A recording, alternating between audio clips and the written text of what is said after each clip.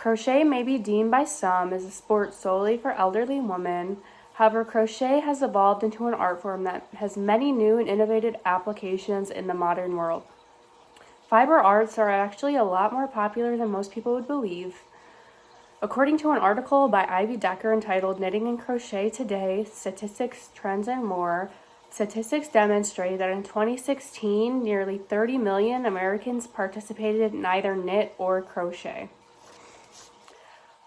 Crochet is an interesting art that should be reconsidered by younger people as a hobby and greater respected as an art form.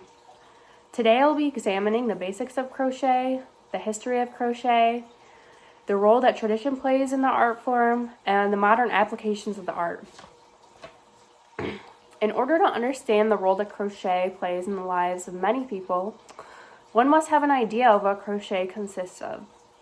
The Merriam-Webster Dictionary defines crochet as needlework consisting of the interlocking of looped stitches formed with a single thread and one hooked needle. Crochet and knit are commonly confused. However, knitting requires the use of two needles rather than one hooked needle, and the two different techniques produce two very distinct looking patterns if you give a second look to them. One distinction between the two is that the stitches in crochet have a separation between them, giving a more spacey look, while the stitches of knit are continuous and connected throughout, giving a tighter look. The materials needed to crochet include a crochet hook, yarn, scissors, a sewing needle, and occasionally stitch markers, buttons, and fiber filling, depending on how decorative you would like your piece to be. The larger the crochet hook used, the larger and looser the stitches will be. Likewise, the heavier the weight of the yarn will give you a thicker and tighter stitches compared to looser and thinner yarn. Now that we have an understanding of the basics of crochet, I will now share with you the history of crochet.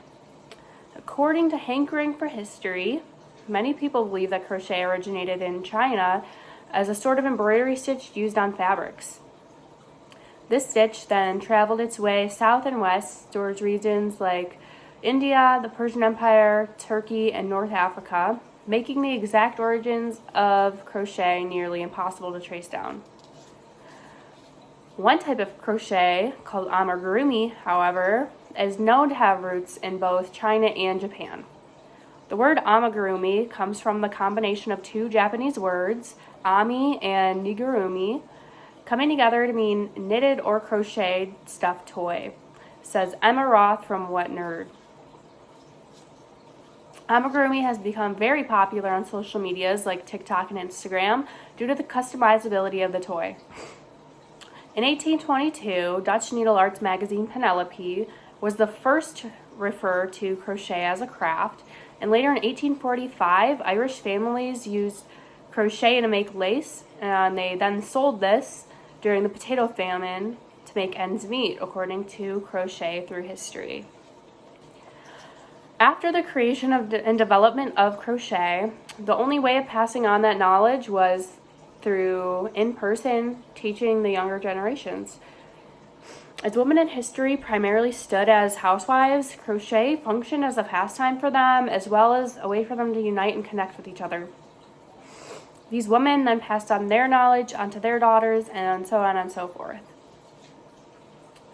Today, however, it is much less common to learn crochet from an ancestor and much more common to learn online due to the abundance of free materials available on the internet.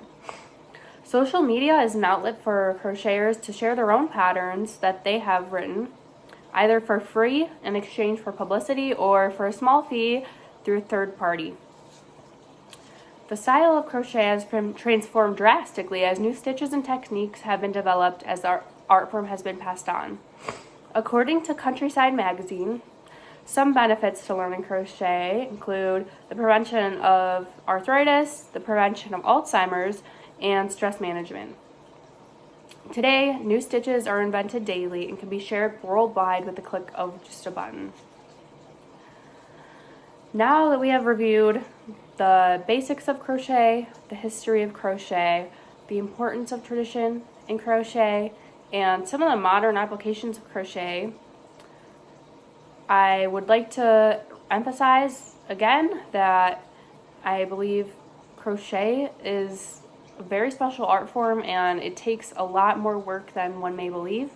And I would highly encourage some of you to maybe consider crochet as a hobby one day.